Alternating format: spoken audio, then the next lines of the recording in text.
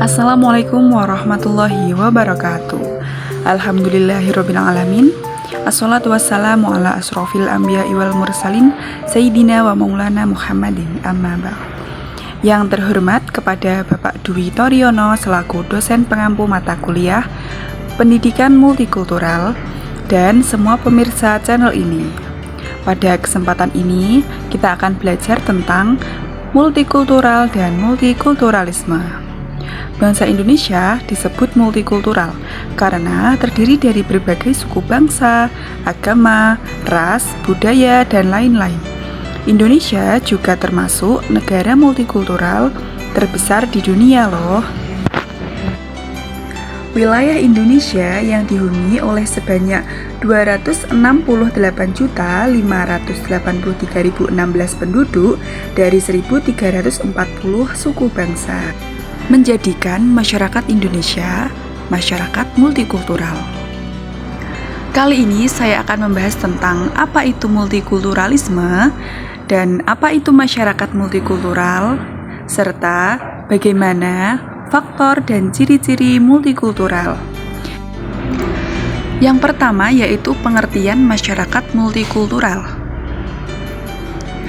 Menurut Kementerian Pendidikan dan Kebudayaan Republik Indonesia, istilah masyarakat multikultural terdiri dari 3 kata, yaitu masyarakat, multi, dan kultural.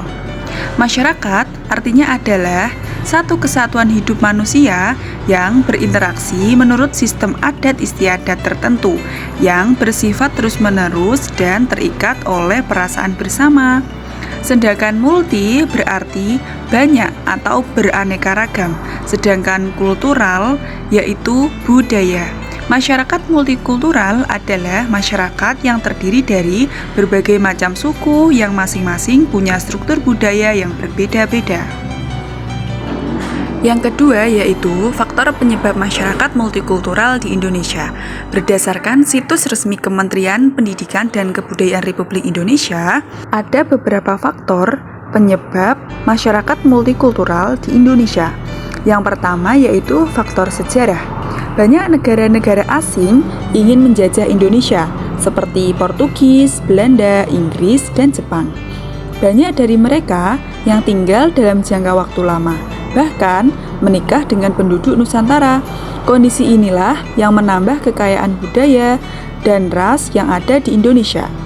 Yang kedua yaitu pengaruh kebudayaan asing. Masuknya budaya asing ini jadi salah satu faktor yang memperkaya budaya dan membuat masyarakat Indonesia menjadi masyarakat multikultural. Yang ketiga yaitu faktor geografis.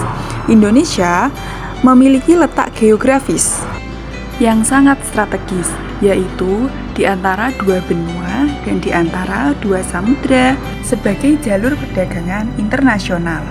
Sebagai jalur perdagangan, banyak negara-negara asing yang datang ke Indonesia dengan tujuan berdagang, seperti Tiongkok, India, Arab, dan negara-negara Eropa. Kondisi ini menambah kekayaan budaya yang masuk ke Indonesia dan terciptanya masyarakat multikultural. Yang keempat yaitu faktor fisik dan geologi. Indonesia terletak pada 3 lempeng yang berbeda. Kondisi ini menjadikan Indonesia sebagai negara kepulauan yang mempunyai beberapa tipe geologi, seperti tipe Asatis, tipe Peralihan, dan tipe Australis. Dengan kondisi yang berpulau-pulau, maka kehidupan masyarakat setiap pulau berbeda-beda. Yang keempat, faktor iklim. Contohnya, orang yang ada di daerah pegunungan dengan iklim sejuk membentuk kebudayaan masyarakat yang ramah. Yang ketiga yaitu ciri-ciri atau karakteristik masyarakat multikultural. Menurut Pierre L. van den Berg, yang pertama yaitu terjadinya segmentasi ke dalam bentuk-bentuk kelompok sosial. Yang kedua yaitu keberagaman bisa membuat masyarakat membentuk kelompok tertentu berdasarkan identitas yang sama dan menghasilkan subkebudayaan yang berbeda-beda. Yang ketiga yaitu punya pembagian struktur sosial ke dalam lembaga-lembaga yang bersifat non-komplementer. Yang keempat, masyarakat yang beragam membuat struktur masyarakat mengalami perbedaan. antara masyarakat satu dengan yang lain. Yang terakhir yaitu kurang mengembangkan konsensus atau kesepakatan bersama.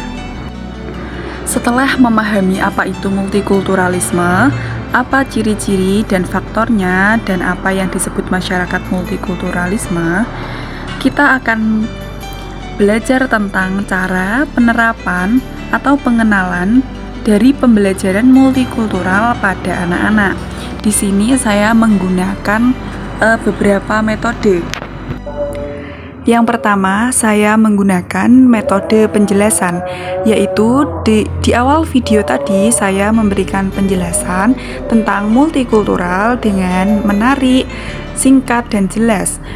Kemudian yang kedua, saya memberikan contoh penerapan, yaitu dengan cara memberikan gambar-gambar yang berkaitan dengan multikultural, seperti pakaian adat, rumah adat, makanan khas daerah, senjata tradisional, tarian adat, macam-macam agama yang ada di Indonesia, serta tempat ibadahnya.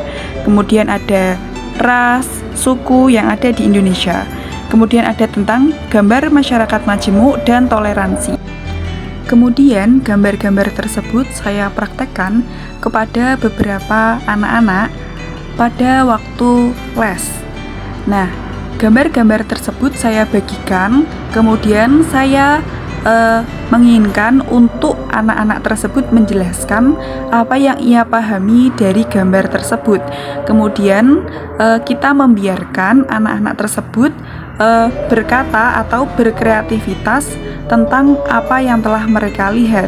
Kemudian kita sebagai calon pendidik dalam pembelajaran multikultural, kita bisa menjelaskan kita sebagai masyarakat yang berbeda-beda, kita harus bisa saling menghargai dan saling menghormati.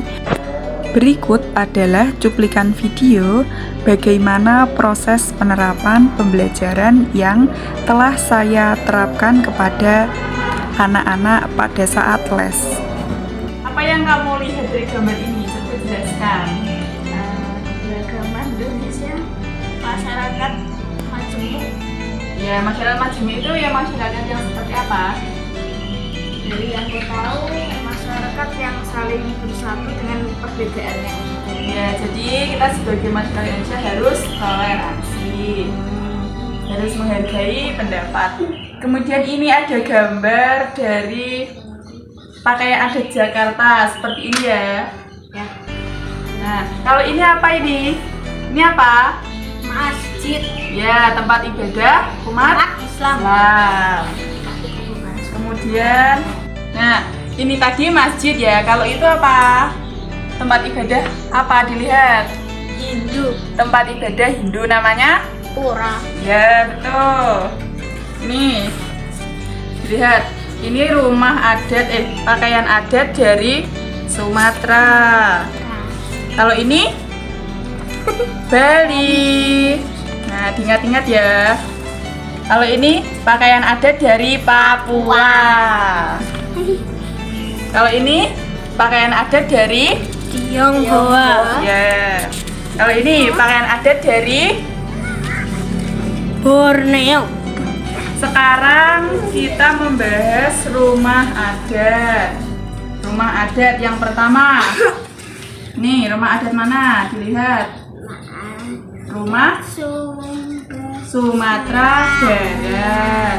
Namanya rumah gadang. Kalau ini dibaca Rumah Balai Tak dari Sumatera Utara. Ya, betul. Pointer. Kalau ini rumah adat dari Provinsi Maluku. ya namanya? Leo. Ya, betul. Kalau ini Rumah Aceh Nanggore Aceh Darussalam. ya. Kalau ini rumah adat Bangka Belitung. ya. Sekarang agama dan tempat ibadahnya. Tadi kan sudah ada 2 ya. Agama di Indonesia ada berapa? Ya. Yang sudah ditaruh nggak apa-apa. Nah, itu agama apa? Agama Buddha. Ya, tempat ibadahnya namanya? Wihara. Betul. Kalau ini? Ibadah gereja. Agama dari agama Katolik. Betul. Kalau ini? Gereja agama Kristen. Ya. Yang terakhir, tempat ibadahnya ya, namanya kelenteng. Ya, terima kasih. Sekian, terima kasih. Semoga yang saya sampaikan dapat bermanfaat. Mohon maaf atas segala kekurangan dan kesalahan. Wassalamualaikum warahmatullahi wabarakatuh.